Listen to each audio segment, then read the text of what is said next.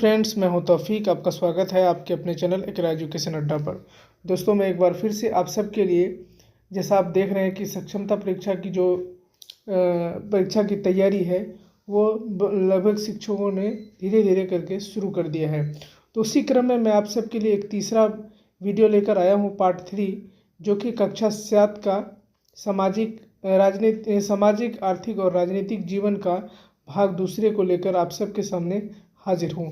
तो इस वीडियो में मैं दोस्तों आप सबके अध्याय 3 तक जो इम्पोर्टेंट पॉइंट है और जो हमसे सक्षमता परीक्षा से जुड़े हुए हो सकता है इस तरह के सवाल आ सके, क्योंकि जैसा आपको मालूम है कि 8 क्लास तक के किताबों से ही हमें कहीं ना कहीं सवाल पूछे जाएंगे। खास करके सामाजिक, आर्थिक और राजनीतिक जीवन के विषय से कहीं ना कहीं सवाल अगर पूछे जाएंगे, इनसे अछूता नहीं रहेगा सक्षमता का परीक्षा।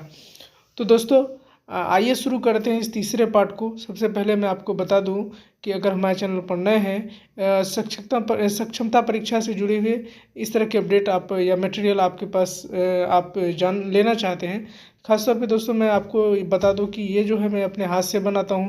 जो इम्पोर्टेंट पॉइंट है उसको छाँट कर मैं आप सबके लिए लेकर आता हूं। अगर आपकी मेरी मेहनत आपको अगर अच्छी लगती हो तो लाइक और शेयर ज़रूर कीजिएगा। साथ ही साथ मेरे चैनल पर आप पहली बार आए हैं तो शिक्षकों से जुड़ी हुई भी खबरें मैं आपके लिए लेकर आता हूं, और साथ के साथ सक्षमता परीक्षा से जुड़ी हुई जो इम्पोर्टेंट SCRT के बुक से जो इम्पोर्टेंट पॉइंट होते हैं, वो पिछले वीडियो मैंने 6 क्लास के 2 भाग में आपको पूरा कंप्लीट करा दिया है। 7 क्लास का है। आप मेरे घंटों की मेहनत को मिनटों में देखकर आप उस जानकारी को हासिल कर सकते हैं। तो चलिए दोस्तों, शुरू करते हैं इस वीडियो को। सबसे पहले जो आप देख रहे हैं अध्याय 1 में जब हम चलते हैं तो लोकतंत्र की समानता की बात होती है। इसमें जो सबसे इम्पोर्टेंट पॉइंट है बस यही है कि वोट देने का अधिकार किसे है।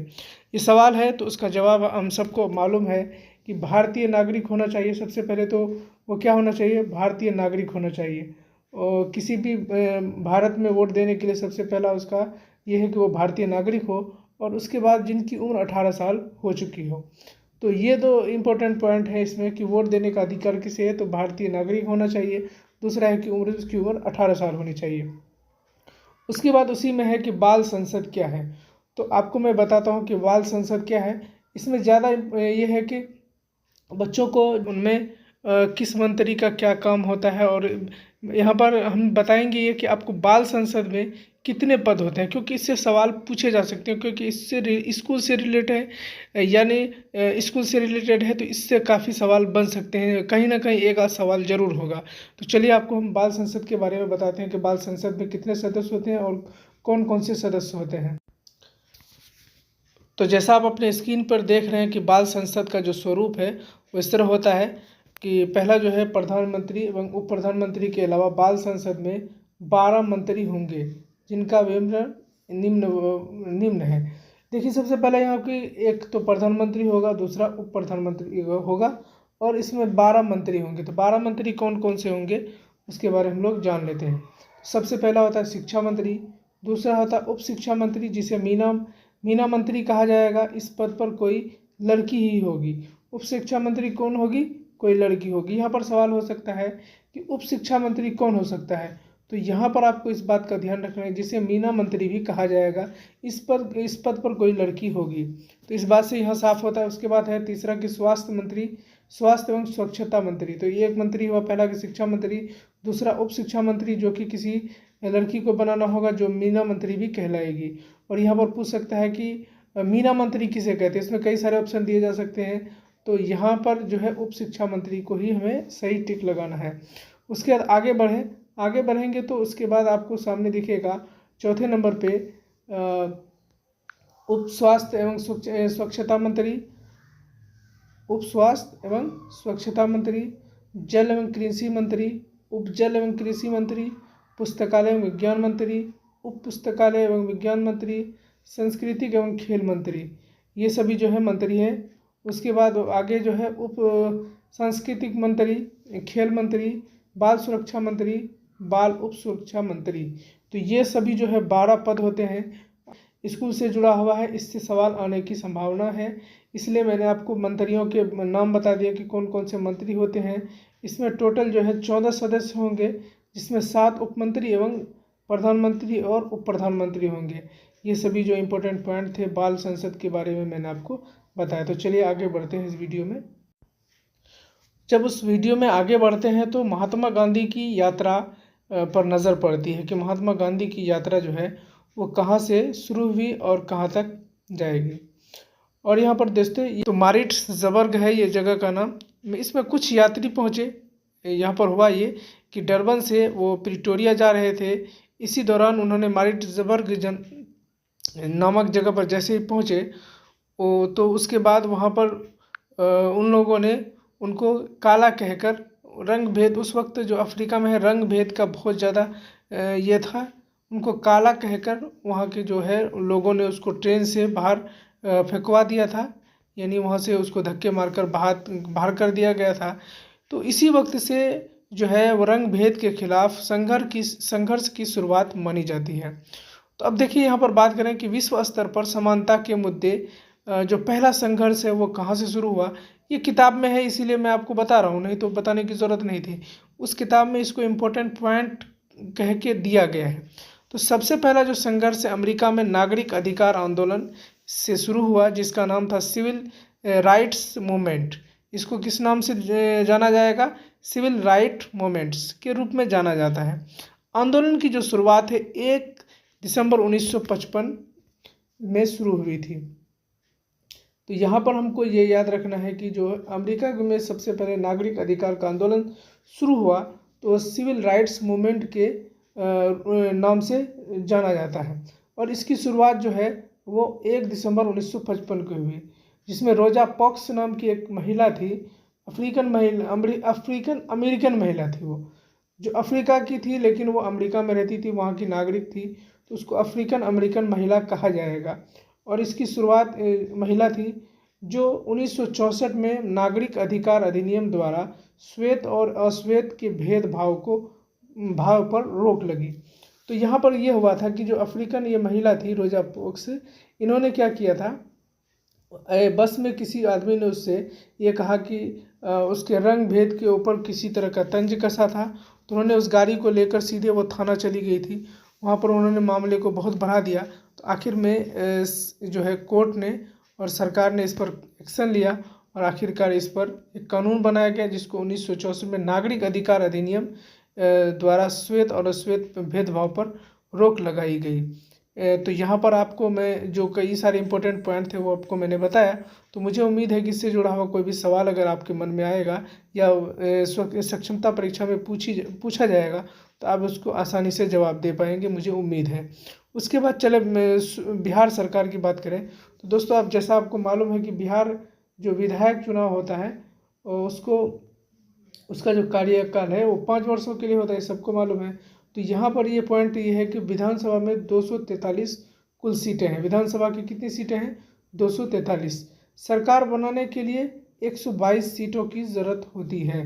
किसी भी पार्टी को अगर सरकार बनना है तो कई सारे पार्टी मिल के गठबंधन करके वो सरकार बनाते हैं, तो उसको उनका बहुमत का आंकड़ा जो है 122 तक पहुँच जाना चाहिए, जब भी बिहार में किसी की सरकार बन सकती है। उसके बाद आगे है कि राज्यपाल जो होता है, राज्यपाल का क्या काम है, तो उसी में किताब में ही, इसीलिए मैं आपको बता रहा हूँ। राज्यपाल जो है वो राज्य सरकार के संवैधानिक प्रधान होता है। राज्य सरकार क्या होता है? वो राज्य सरकार का संवैधानिक प्रधान होता है। राज्यपाल जो है वो मुख्यमंत्री एवं मंत्री परिषद की सलाह से ही काम करता है। भले वो मतलब उन पर संवैधानिक प्रधान है, लेकिन वो जो भी काम करेगा वो मुख्यमंत्री एवं मंत्री परिषद की सलाह से ही करेगा, इससे बाहर वो नहीं कर सकता है। तो उसके बाद चले बुक में ही है कि 68 विधानसभा सदस्य कहाँ पर है? हिमाचल में है। उसी किताब में दिया हुआ है कि हिमाचल में 68 विधानसभा सदस्य हैं। तो यहाँ पर इससे भी सवाल बन सकता है कि हिमाचल में कितने विधानसभा सदस्य हैं? बाकी राज्यों का नहीं दिया लेकिन हिमाचल का दिया है, इसलिए यहाँ पर ये इम्पोर्टेंट हो जाता है कि हिमाचल में कितने विधानसभा क्षेत्र हैं। तो यहाँ हमको याद रखना है कि 68 विधानसभा क्षेत्र हैं। तो जब आगे बढ़ जाते हैं तो उसके बाद यहाँ पर एक चीज़ और है कि विधान परिषद में बिहार के अलावा कौन कौन से राज्य हैं जहाँ पर विधान परिषद होता है और विधान परिषद का कार्यकाल कितना होता है। तो यहाँ पर दोस्तों देखिए, बिहार, आंध्र प्रदेश, उत्तर प्रदेश, महाराष्ट्र, कर्नाटक, तेलंगाना और ये जो सभी राज्य हैं इनमें विधान परिषद होता है और इसमें कम से कम जो है पूरे भारत में 40 जो है विधान परिषद होना चाहिए और उससे अधिक भी होना चाहिए। और उसमें से यानी उससे अधिक कितना हो जाएगा कि 1/3 होना चाहिए, यानी कुल जो होता है कुल जो है उनमें से विधानसभा के सदस्यों में से 1/3 होना ज़रूरी है। तो चलिए ये हमने जाना कि जो विधान परिषद क्या होता है, हिमाचल में कितने विधानसभा क्षेत्र हैं और जो क्या कहते हैं पूरे बिहार में कितनी विधानसभा की सीट है और सरकार बनाने के लिए किसी भी पार्टी को कितना सीट चाहिए बिहार में, और राज्यपाल का क्या काम होता है, राज्यपाल किन के द्वारा किन की सलाह से काम करता है, और एक विधायक का जो है कार्यकाल कितना समय के लिए होता है। तो यहाँ पर हमने इन सभी इम्पोर्टेंट पॉइंटों को देखा। तो चलिए आगे बढ़ते हैं इस वीडियो में। उसके बाद मैं साथ ही साथ बता दूं कि आपका जो है विधान परिषद का जो कार्यकाल है वो 6 वर्षों के लिए होता है। विधान परिषद के कार्यकाल कितने वर्षों के लिए होता है? 6 वर्षों के लिए, ये याद रखना है हम लोगों को। और विधायक का जो है वो 5 वर्षों के लिए होता है। लेकिन आगे बात करें तो अध्याय 3 शुरू करते हैं। यहाँ पर अध्याय 3 में शिक्षा और स्वास्थ्य के क्षेत्र में सरकार की भूमिका, यानी सरकार की क्या भूमिका होती है शिक्षा और स्वास्थ्य के क्षेत्र में। तो यहाँ पर दोस्तों जो इम्पोर्टेंट पॉइंट है वो है कि भारत सरकार की तरफ से 614 वर्ष के बच्चों को मुफ्त शिक्षा देने का लक्ष्य है। तो इसको लेकर क्या कानून है, इसके बारे में भी मैं इस वीडियो में आपको बता देता हूँ। पहले उसको बताते हैं फिर आगे बढ़ेंगे। जैसा आप अपने स्क्रीन पर देख रहे होंगे कि एक नज़र शिक्षा के बाल अधिकार पर। जो शिक्षा का बाल अधिकार है 1 अप्रैल 2010 को पूरे भारत में लागू हो गया था। तो यहाँ पर हमसे ये सवाल पूछा जा सकता है कि बाल शिक्षा का अधिकार अधिनियम कौन से साल में लागू हुआ। तो यहाँ पर हमको याद रखना है कि पूरे भारत में 1 अप्रैल 2010 को भारत का शिक्षा बाल अधिकार का कानून लागू हुआ। शिक्षा के तहत 614 वर्ष तक के बच्चों को अनिवार्य एवं निःशुल्क शिक्षा प्रदान की जाएगी। किसी भी बच्चे को शिक्षा में नहीं रोका जाएगा और ना ही किसी को निष्कासित किया जाएगा। सभी बच्चों को स्कूल जाना अनिवार्य है। जिन बच्चों ने स्कूल छोड़ दिया उन्हें मदद कर पुनः नामांकित किया जाएगा। ये जो है ये शिक्षा का अधिकार जो 2010 है, 1 अप्रैल 2010 को जब ये लागू किया गया, इसमें ये सभी इम्पोर्टेंट पॉइंट दिए गए और जिसमें ये कहा गया कि किसी भी बिहार का या भारत का कोई भी बच्चा स्कूल से दूर नहीं रहेगा। उसको सरकार जो है 6 से 14 साल के बच्चों को निःशुल्क और अनिवार्य शिक्षा देगी और इसको कोई स्कूल जाने से रोकेगा नहीं। अगर कोई रोकेगा तो उस पर कानूनी कार्रवाई की जाएगी। तो चलिए आगे बढ़ते हैं, बाकी और क्या कुछ बचा है उसके बारे में भी आपको बता। आगे बढ़ते हैं तो दोस्तों यहाँ पर पाते हैं कि भारत में जनगणना के अनुसार 2011 के जनगणना के अनुसार साक्षरता दर क्या थी, पुरुषों का क्या था, महिलाओं का क्या था, अनुसूचित जाति का क्या था, अनुसूचित जनजाति का क्या था। तो चलिए आप देखते हैं कि सबसे पहले कुल साक्षरता दर भारत का जो था वो 61.08% था जब भारत में 2011 में जनगणना किया गया। उसके बाद पुरुष का जो है साक्षरता दर 71.20 और महिला का जो है 51.50 उस वक्त साक्षरता दर थे, और अनुसूचित जाति का 48.65 और अनुसूचित जनजाति का 51.08। ये जो सभी आंकड़े हैं ये जनगणना 2011 के आंकड़े हैं। उस वक्त साक्षरता दर कितना था, पुरुष में कितना, महिला में कितना, अनुसूचित जाति में कितना, अनुसूचित जनजाति में कितना। तो यहाँ पर एक पॉइंट और है कि 2001 के मुकाबले में इसमें काफ़ी सुधार हुआ था। 2001 में इसका आधा साक्षरता दर था, अभी जो है 2011 में इसको बढ़कर 61.08 हो गया था पूरे भारत का। तो अगर अभी जनगणना होता है तो इससे भी काफ़ी ज़्यादा होने की संभावना है और काफ़ी सुधार भी हुआ है शिक्षा के क्षेत्र में। इससे कहीं कोई दो राय नहीं है, इस बात को हर आदमी मानेगा।